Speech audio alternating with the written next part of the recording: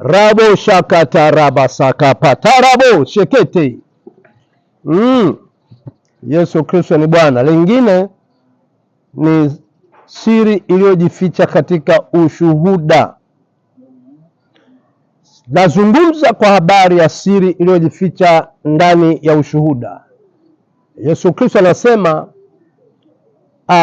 ushuhuda, kila aliye na mwana hakosi ushuhuda. Kila aliye na mwana hakosi ushuhuda.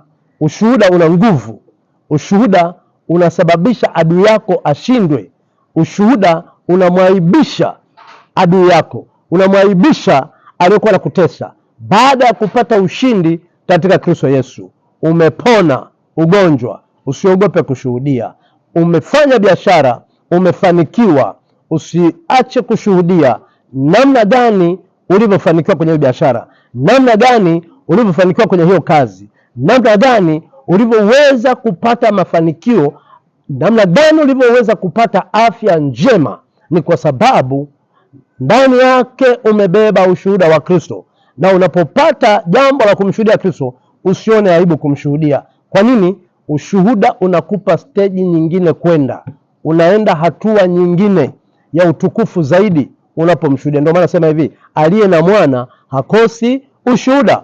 Huwezi kuona nyumba yoyote mama aliyejifungua mtoto then akanyamaza kimya, watu wasipige vigelegele, watu wasiseme abarikiwe mtu huyu, watu wasipeleke zawadi. Maana unaposhuhudia unapata nguvu nyingine ya Mungu kukushindia jaribu ama vita iliyo mbele yako. Anafurahia Mungu akushindie kwa sababu ni mtu uliojawa na ushuhuda katika Kristo Yesu. Kwa dakika chache tu, Jumapili ijayo tutakuwa na watu watakaotoa ushuhuda kwa matendo makuu Mungu aliyowatendea. Wengine walikuwa na uvimbe, tayari Mungu amewaponya katika jina la Yesu. Watatoa ushuhuda wao, nini ambacho kimewaponya. Wengine walikuwa na vidonda vya tumbo, wanakula biskuti kila wakati anaposafiri, lazima sikose. Lakini tumemwona Mungu, hizi dawa za kunywa sijui wapi, hizi zinatuliza tu vidonda, lakini iko tiba ambayo Mungu mwenyewe akisimama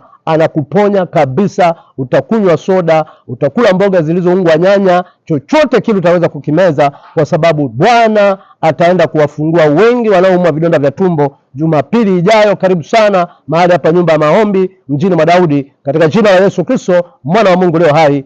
Piga simu kwa namba zinazopita chini ya screen hapo, na Mungu atakubariki. Shalom, shalom.